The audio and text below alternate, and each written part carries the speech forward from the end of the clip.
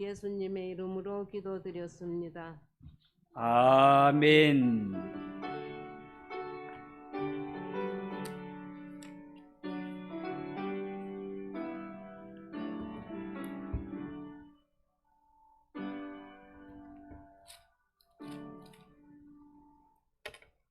하나님 말씀 구약성경 스가랴 5장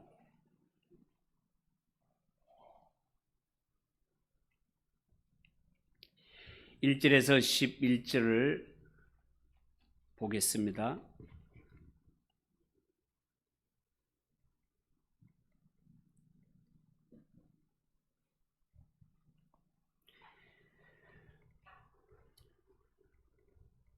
(5장 1절에서 11절까지) 한 절씩 교독합니다.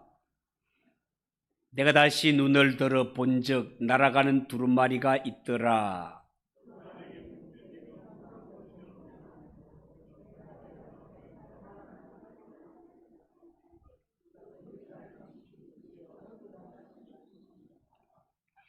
그가 내게 이르되 이는 온 땅 위에 내리는 저주라. 도둑질하는 자는 그 이쪽 글대로 끊어지고 맹세하는 자는 그 저쪽 글대로 끊어지리라 하니.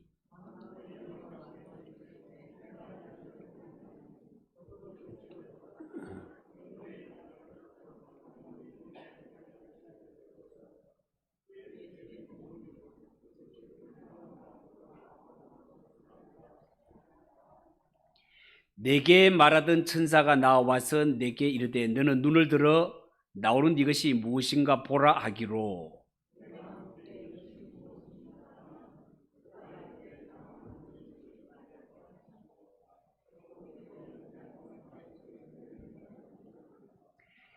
이 에바 가운데에는 한 여인이 앉았느니라 하니 그때에 둥근 납 한 조각이 들리더라.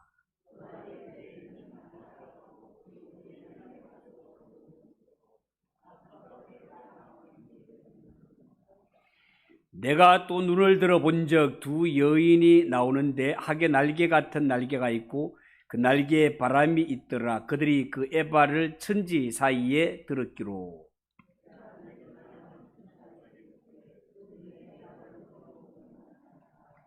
같이 읽읍시다. 그가 내게 이르되 그날이 시날 땅으로 가서 그것을 위하여 집을 지으려 함이니라. 준공되면 그것이 제 처소에 머물게 되리라 하더라. 아멘. 아멘. 우리 한 번 더 기도하겠습니다. 하나님 아버지, 이 교구의 찬양을 받아주시니 감사합니다. 우리가 험악한 세상 살아갈 때 하나님의 도움이 없으면 살아갈 수 없습니다. 하나님께서 내 인생길에 선한 목자가 되셔서 인도하시고 보호하여 주시옵기를 간절히 바라옵고 원합니다. 저 천국 하나님의 품에 안기는 그날까지 우리는 오직 말씀 따라 예수님 따라 살아가는 성도들이 되게 하옵소서. 이 시간도 겸손하게 하나님의 말씀 앞에 고개를 숙입니다. 하나님의 말씀이 영의 양식이 되며 삶의 나침판이 될 수 있도록 말씀이 모든 성도들에게 아멘 되게 은혜 베풀어 주시옵소서. 예수님의 이름으로 기도하옵나이다. 아멘. 오늘 읽은 이 말씀을 가지고 날아가는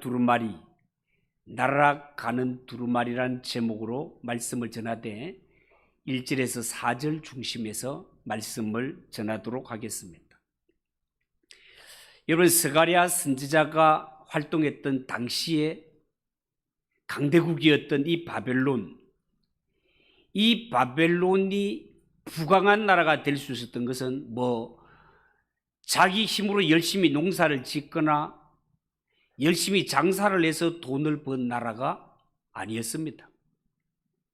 바벨론의 행적을 보면 이 바벨론은 힘세다는 이유 하나로 주변의 약한 나라들을 침략하고 강제로 빼앗은 나라입니다. 그랬던 바벨론이 망하고 뒤를 이어서 페르시아, 바사라는 나라가 등장하는데 이 페르시아도 바벨론이나 다를 바가 없었습니다. 이들도 자신의 힘을 앞세워 당시에 주위의 상권을 장악하기 위해서 큰 돈을 벌었고 그저 약한 나라들을 침략해서 강제로 빼앗아 부를 축적한 나라였습니다.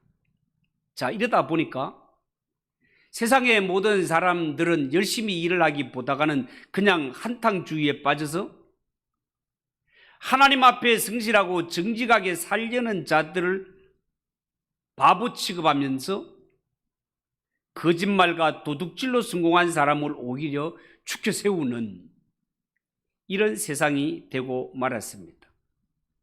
자, 이런 상황에서 하나님은 오늘 성경의 스가랴 선지자에게 하늘을 나는 큰 두루마리 환상을 보여주셨습니다. 그런데 이 환상에는요, 하나님이 세상을 앞으로 정의로 심판하실 것과 또한 이 환상 속에는 하나님의 저주가 들어 있었습니다. 여러분, 세상은 옛날이나 지금이나 어느 시대라도 사람들은 그저 한탕주의를 노리며 부정을 일삼는 자들이 어느 시대든 있기 마련입니다. 정치적으로 경제적으로 남들이 갖지 않는 큰 힘을 갖게 되면 인간은 본성이 죄인이기 때문에 이런 높은 자리, 높은 힘을 차지하게 되면 어김없이 부정과 비리를 저지르게 된단 말이죠. 그러다가 나중에는 그것이 들통나서 조사를 받게 되고 쇠고랑을 차게 되는 것이 타락한 인간의 모습이고, 이 모습은 옛날이나 지금이나 변함없이 반복되고 또 반복되는 것이 인간의 역사인 것 같습니다.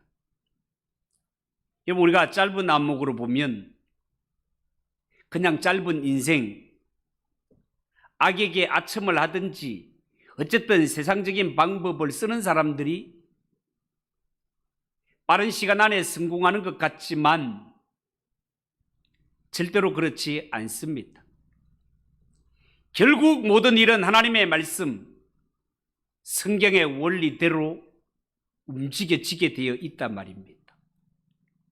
여러분, 사실 성경에 나오는 율법, 이 율법이 적힌 두루마리는요, 이 율법을 하나님으로 받은 하나님의 백성, 이 유다가 망함으로 말미암아 어쩌면 율법은 효력을 상실한 문서라 하겠습니다.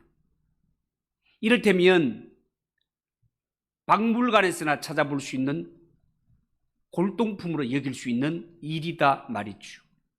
자, 그런데 오늘 하나님의 선지자인 스가랴 선지자가 보니 이제 무효가 되고 사라진 줄 알았던 그 율법의 두루마리가 다시 한번 빛을 발하고 있었습니다. 그것도 하나님이 보여주신 날아가는 두루마리 환상은요, 이 두루마리가 과거의 조그만한 두루마리가 아니라 오늘 성경에 보면 큰 두루마리가 온 세상을 뒤덮고 있는 이러한 모습을 하나님이 보여주셨단 말이에요. 1절 2절을 한번 보십시오. 내가 다시 눈을 들어본 적 날아가는 두루마리가 있더라. 그가 내게 묻되 네가 무엇을 보느냐 하기로 내가 대답하되 날아가는 두루마리를 보나이다. 그 길이가 20규빗이요 너비가 10규빗이니이다. 이렇게 기록되어 있습니다. 여러분, 일반적으로 사람들은요, 땅이 영원하다라고 그렇게 여깁니다. 그래서 이 세상에 다른 것은 몰라도 사람은 땅을 많이 가지고 있어야 영구적으로 부자가 될 수 있다라고 그렇게 여기며 살아갑니다. 그러나 그것은 사람의 생각일 뿐, 이 세상에 영원한 것은 오직 하나 1.1핵도 변함없으신 하나님의 말씀밖에 없습니다.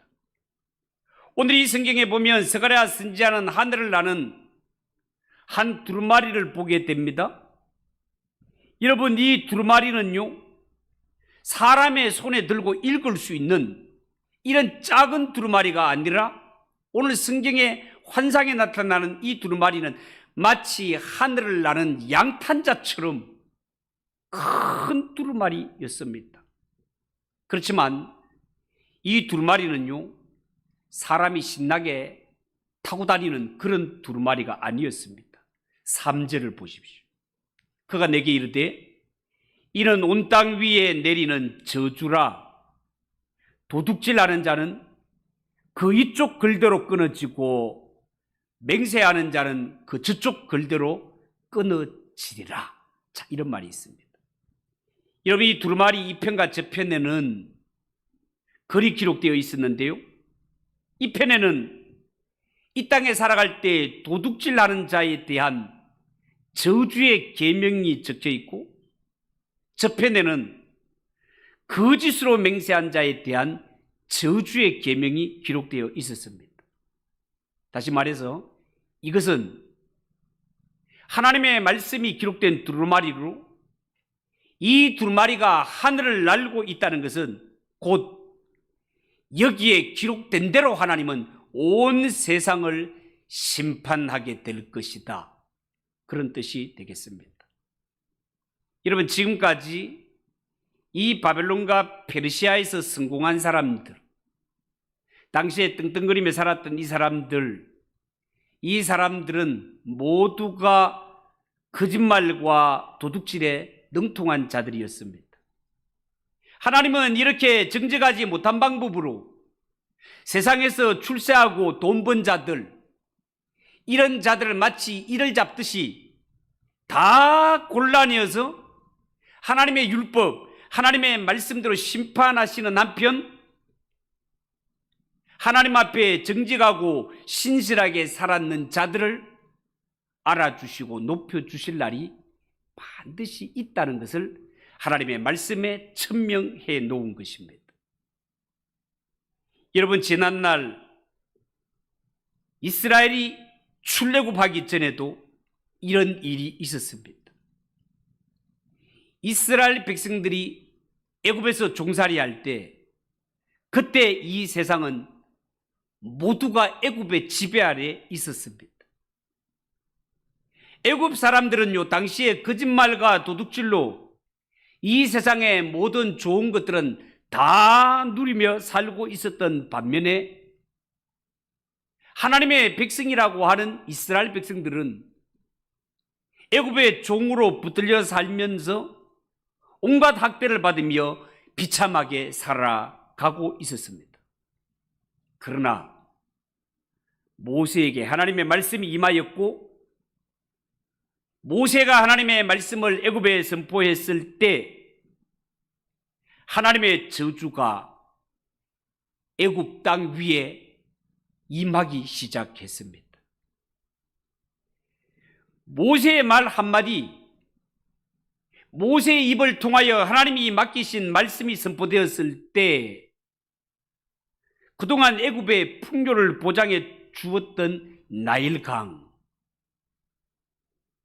여러분이 이 애굽이 자리한 아프리카 그 땅은요, 모두가 거의 광야로 이루어져 있습니다. 그런데 이 광야 중심에 나일강이 도도하게 흐른단 말이죠. 이 애굽이 이렇게 번창할 수 있었던 것은 나일강이 젖줄과 같은 이런 존재단 말이죠. 그러니까 애굽 사람들에게 있어서 나일강은 신성한 강이고, 강만 신성한 것이 아니라 나일강에 살고 있는 모든 생명체를 신처럼 섬기는 나라가 바로 애굽이었습니다. 그런데 그렇게 풍요를 보장해 줬던 나일강, 신처럼 여겼던 나일강이 모세가 말씀하였을 때 그 나일강이 피로 변하지 않습니까? 10가지 재앙 가운데 첫 번째 재앙이었죠. 뿐만 아니라 그 땅에 개구리가 물속에 있어야 될 것들이 땅으로 올라옵니다. 이 파리, 메뚜기, 우박이 쏟아져서 애굽 사람들을 공격합니다. 태양이 빛을 잃어 온 천지가 캄캄해지는 이러한 재앙이 일어납니다.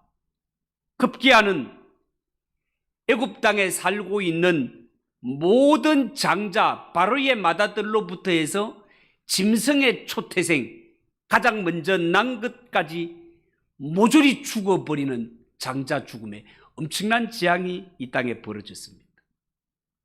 그렇지만 똑같은 애굽 땅이었지만 이스라엘 백성들이 살고 있는 고센 땅에는 재앙이 하나도 임하지 않았단 말이죠.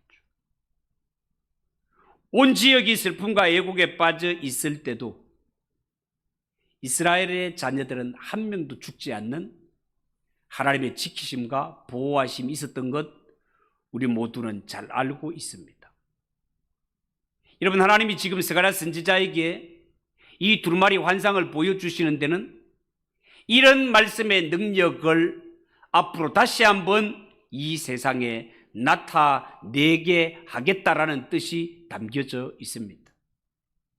지금까지 이 세상에는 악하고 힘센 자들이 세상의 온갖 좋은 것들은 다 빼앗고 차지하도록 내버려 두었지만 다시 한번 이 땅에 하나님의 말씀이 선포되는 그 순간부터는 이 세상에 하나님의 심판과 저주가 임하게 될 것이고, 그동안 악을 행하였던 자들은 하나님의 진노와 심판을 절대로 피할 수 없는 날이 온다.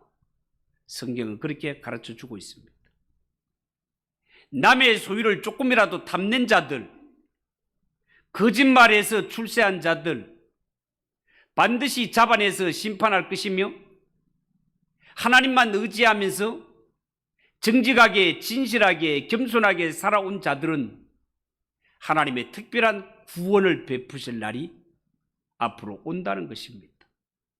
이렇게 될 때 그동안 하나님을 믿지 않았던 자들, 마치 이 세상이 전부 자기들 것인 줄 알았던 자들, 그들은 하나님의 심판을 통하여 아하, 이 천지 만물의 주인은 따로 계시는구나, 그분이 바로 하나님이시구나 라는 것을 깨달을 날이 올 날이고, 슬피 울며 이를 갈 날이 있다는 것입니다. 여러분, 특별히 이스라엘 역사를 보면 저 북이스라엘의 왕들 가운데 특별히 아합이라는 왕, 이 아합은 하나님을 두려워하지 않는 참 악한 왕이었습니다. 이 아합은 이세벨이라는 이방 제사장의 딸과 결혼해서 하나님을 섬기는 자들을 핍박했습니다. 아합과 이스라엘 백성들은 당시에 하나님이 아니라 인간의 힘만으로도 얼마든지 잘 살 수 있다라고 그렇게 생각하고 하나님을 잘 믿는 자들을 핍박했습니다. 그러다가 이스라엘 땅에 3년 반 동안 비가 내리지 않고 기근으로 말미암아 많은 사람들이 죽어갔습니다. 그때 엘리야 선지자가 바알의 거짓 선지자들과 대결해서 하늘에서 불을 내리며 또한 3년 6개월 동안 비가 내리지 않아 가물었던 그 땅에 하나님께 기도해서 비가 내리게 했다는 것도 우리는 잘 알고 있습니다.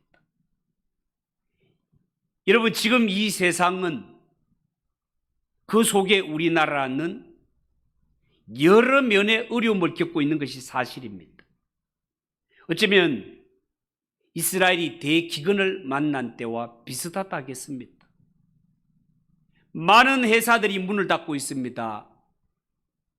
점초만 하더라도 시내의 가게, 문 닫은 가게들이 많이 있는 것을 보게 됩니다. 많은 사람들이 직장을 잃었습니다. 그 이유가 뭐라고 생각하십니까? 성경은 인간의 죄 때문이라는 것입니다. 하나님이 침묵하고 계시니까 하나님을 아예 무시하고 제멋대로 죄를 지으며 살아온 결과다 말이죠. 이 시대 정말 우리에게 필요한 일이 있다면 모세와 같이 기도하고 엘리야와 같이 기도하는 기도의 일꾼들이 절대적으로 필요하단 말입니다. 여러분, 본래 두루마리는요, 사람들이 손에 들고 읽을 정도의 크기로 만들어지는 것이 두루마리입니다. 그런데 오늘 성경에 스가랴 선지자가 본 두루마리, 환상에 나오는 이 두루마리는 보통 두루마리보다가 10배 혹은 20배나 더 큰 것이었습니다. 하나님이 선지자에게 이렇게 큰 두루마리를 보여주신 것은 구약의 율법이 앞으로 그만큼 확대된다는 뜻입니다. 율법이 확대된다는 말이 도대체 무슨 말인가? 여러분, 칼빈의 명저인 기독교 강요, 기독교 교리가 기록되어 있는 이 기독교 강요는요, 처음에는 한 권의 책으로 출판되었는데 그 후에 수정과 보완을 거치면서 여러 권의 두꺼운 책으로 확대된 것처럼 율법도 처음에는 아주 작은 책이었습니다.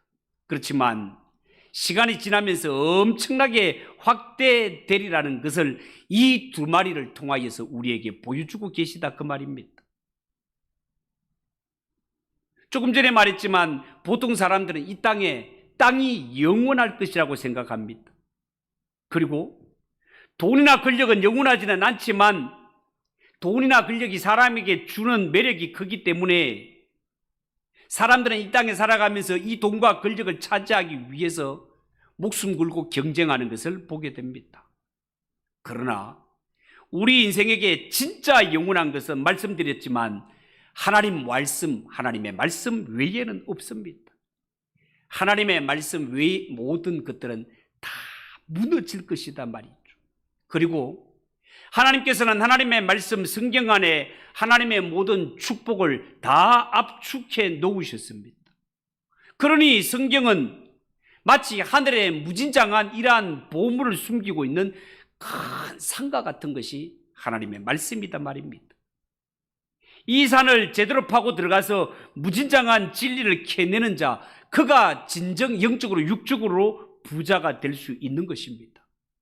그러나 불신자들에게는 이 성경이 반갑지 않습니다. 왜냐하면 이 성경은 불신자들에게, 어쩌면 믿는 자에게도 성경은 이것도 하지 말고 저것도 하지 말라는 소리로만 들려지기 때문에 그렇습니다. 여러분, 하나님의 말씀이 어떤 사람에게는 진짜 송이 꿀보다가도 더 달콤한 생명의 양식으로 다가오기도 하지만 반면에 어떤 사람에게는 이 하나님의 말씀 성경이 자신을 책망하고 저주하는 소리로 다가오는 사람도 있을 것입니다. 본래 인간은요, 하나님의 말씀에 순종하며 살도록 창조되었습니다. 하나님은 만약에 인간이 범죄하지 않고 하나님의 말씀에 온전히 순종했다면 영원히 죽지 않고 하나님과 살았을 것입니다. 그 증거가 성경에 보면 실제로 죽음을 맛보지 않고 천국에 가는 자들이 몇 사람 있는 것 우리가 아시죠? 구약의 에녹을 보십시오. 그는 365년 동안 하나님과 동행하다가 산채로 들림을 받은 자였습니다. 죽지 않고 천국에 들어가는 비결이 있다는 겁니다. 이 사람이 비결이 뭐였습니까? 하나님과 동행하다가, 하나님과 동행하는 자 죽음을 맛보지 않고 하늘에 올라가게 된단 말입니다. 엘리야 선지자를 보십시오. 그는 악한 세상에서 우상과 거짓 선지자들과 싸웠던 하나님의 선지자입니다. 그도 어느 날 해오리 바람과 함께 불말과 불수레를 타고 하늘로 들림받은 인물 아닙니까? 그렇지만 그 밖에 모든 사람들은 이 세상에 살면서 모두가 탐욕에 빠져 죄를 지었기 때문에 반드시 죽음을 당하게 되어 있습니다.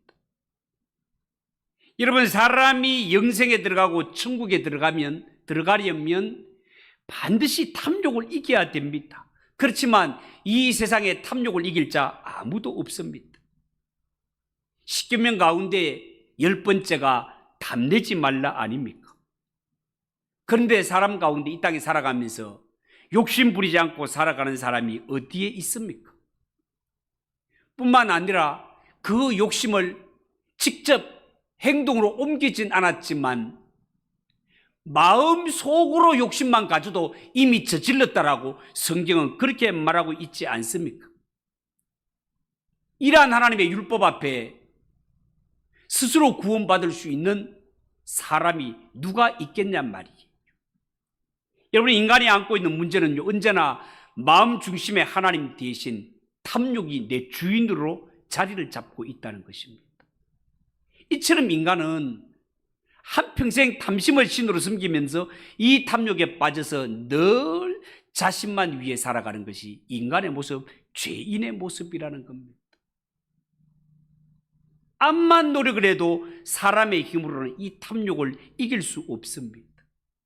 그런데 예수님은요, 이 하나님의 율법을 크게 확대시켜 이 말씀으로 인간의 본질을 꿰뚫어 볼 수 있도록 조치를 하셨습니다. 여러분, 율법이 우리에게 요구하는 것은요, 두 가지인데, 이 율법의 요구 첫 번째는 하나님 앞에서 인간은 완전히 의로워야 된다는 것입니다. 죄가 하나도 없어야 하나님 앞에 나아갈 수 있다는 거죠. 또 하나는 누구든지 죄사함을 받으려면 죄 없는 자가 대신 피를 흘리고 죽어야 한다는 것입니다. 그런데 예수님의 십자가는 이 율법의 두 가지 요구를 다 충족시켰습니다. 예수님은 하나님의 말씀에 완전히 순종하지 않으셨습니까? 예수님은 한 번도 자신의 야망이나 욕심을 쫓아 산 적이 없습니다. 한평생 자신을 쳐서 말씀에 복종시키셨습니다. 그리고 십자가 위에서 죄 없는 피를 흘림으로 말미암아 하나님의 뜻대로 살 수 있게 하셨습니다. 이야말로 인간에게 일어날 수 있는 기적 가운데 최고의 기적이라 하겠습니다. 예수 그리스도의 십자가와 부활, 이보다 더 큰 기적은 없단 말이에요. 여러분, 사람들은 죄를 알지 못하는 분을 미워해서 십자가 위에 처형해 버렸습니다. 십자가가 세워지기 전까지는 그들도 자신들이 얼마나 하나님을 싫어하고 마음속에 정으로 가득 찼는지 그들은 깨닫지 못했습니다. 그런데 예수님이 오셔서 스스로 하나님의 아들이라 주장하고 자신이 하나님인 것처럼 선포하셨을 때 모든 인간들은 마음속에 품고 있던 정오가 바깥으로 노출되고 말았습니다. 여러분이 이 세상의 나라와 이 세상의 불신자들 가운데 예수 믿는 사람들을 미워하지 않는 세력들이 어디에 있습니까? 자, 그렇다면 이 세상과 하나님을 알지 못하는 자들이 왜 예수님을 이렇게 싫어하는 겁니까? 왜 심지어 예수 믿는 사람들을 이렇게 싫어하는 것입니까? 거기에는 이유가 있습니다. 어떤 이유가 있습니까? 그것은 예수님께서 이 세상에 존재하는 모든 것은 인간의 것이 아니라 주인이 따로 계시다는 것입니다. 이 세상 모든 것들의 주인은 하나님이시라는 겁니다. 심지어 내가 열심히 돈 벌어 내 돈이라고 생각하는데 예수님과 예수 믿는 성도들은 그것도 하나님의 것이라는 겁니다. 내가 열심히 세상에 성공해서 얻은 지위도 내 것이 아니라 하나님의 것이라고 하십니다. 결국 사람들은 자기 것이 하나님의 것이라는 것을 인정하기 싫고 빼앗기기가 싫어서 예수님을 십자가에 못 박아 버린 것입니다. 여러분, 희한하지요? 예수님을 마음속에 구주로 영접하고 받아들이는 사람은 물이 변하여 포도주가 되는 것처럼 예수님을 마음속에 주인으로 모시는 사람은 누구나 다 변하게 되어 있습니다. 세상 사람들은 그것을 너무너무 싫어합니다. 세상 사람들 측면에서 내 친구 가운데 한 사람이 지금까지 나하고 술 마시고 세상 오락 좋아하고 엉뚱한 짓 하고 그렇게 하나가 되어서 살아갔는데 그 사람이 변하여 예수를 믿게 되니까 그 예수 믿게 된 친구가 어제의 내 친구가 아니더라는 거예요. 이거는 완전히 나에게는 둘도 없는 친구였는데 예수님께 완전히 빼앗겨 버린 것입니다. 왜 그렇습니까? 예수님이 마음속에 주인으로 오게 되면 예수님을 주인으로 모신 심령은 성령님께서 그 사람을 완전히 새 사람으로 거듭나게 하시기 때문에 그렇습니다. 그리고 예수를 믿으면 자신이 그동안 하나님을 인정하지 않고 교만하게 살아왔다는 사실이 하나님의 말씀 앞에 깨달아지게 됩니다. 이 사실이 깨달아질 때 하나님 앞에 통곡하지 않을 수 없습니다. 회개하지 않을 수 없습니다. 지금까지는 하나님의 말씀에 관심도 없었고 하나님이 누군지 예수님이 누군지 관심도 없었는데 이 오늘 하늘을 나는 이 두루마리 환상은 내 속에 예수님이 오심으로 이 율법을 확대시켜 보이니까 이렇게 조그마한 이 성경이 잘 보이지도 않는데 앞에 화면에 확대해가지고 띄워주니까 저 뒤에서 봐도 확 보이는 것처럼 내 속에 예수님이 오시고 성령님이 오셔서 우리의 어두운 눈을 밝혀주니 이제는 내가 내 자신을 생각할 때 아이고 세상에 나같이 착한 사람이 어디 있노? 나는 말이야 과연 나야? 야 나는 이 세상에 법이 없어도 살 사람이야. 나 같은 사람이 복 안 받으면 누가 받겠노? 라고 여겨졌던 사람이 마음에 예수님이 오시고 성령님이 오셔서 눈을 뜨고 눈을 밝혀 하나님의 말씀을 비치게 했을 때 그런 마음을 품고 살아갔던 것 자체가 부끄러워서 견딜 수가 없어. 사도 바울이 왜 나는 죄인 중에 괴수라고, 왜 나는 만삭되지 못하여 난 자 같은 자라고, 왜 베드로가 나는 죄인이니 나를 떠나소서, 왜 예수님을 만난 자마다 이런 고백을 하게 됩니까? 예수님을 만나게 되면 이 하나님의 율법 말씀이 그냥 조그마한 두루마리가 아니라 완전히 10배, 20배 그 이상 확대되어 우리 속에 확 와서 박히기 때문에 빛 앞에 서게 되면 모든 것이 드러나고 거울 앞에 서게 되면 모든 것이 있는 그대로 밝혀지는 것처럼 하나님의 말씀 앞에 서게 되면 내가 얼마나 부끄러운 죄인이고 하나님의 은혜와 도움이 없으면 나는 도저히 소망이 없는 죄인이라는 사실을 알게 된단 말이에요. 우리가 짧은 눈으로 보게 되면 이 세상에 불의하게 살아가든 그냥 어떤 악한 방법으로 살아가든 남들에게 들키지 않고 성공하고 모으고 이렇게 살아가는 것이 복된 것 같지만 그렇지 않습니다. 반드시 하나님께서 심판하실 날이 있고 이 가운데도 어렵고 힘든 가운데서도 하나님의 약속 붙들고 이 신앙을 지키며 살아가는 자가 하나님이 알아주시고 구원하실 날이 있다는 사실을 꼭 기억하시고 눈 앞에 것만 보지 마시고 하나님이 약속하신 그 세계를 내다보며 믿음을 잘 지켜가는 성도들 꼭 되시기를 예수님의 이름으로 축복합니다.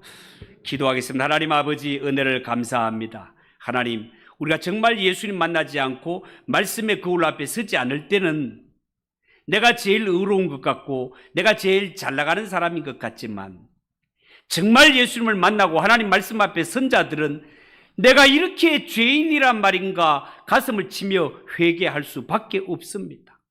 하나님 아버지 우리는 살아가면서 반드시 살아계신 예수님을 인격적으로 만나는 자가 되게 하시고 하나님의 말씀의 거울 앞에 자신을 비추어 보아 우리의 죄를 철저하게 회개할 수 있는 성도들이 되게 하옵소서. 예수님의 이름으로 기도하옵나이다. 아멘. 205장 찬송하겠습니다.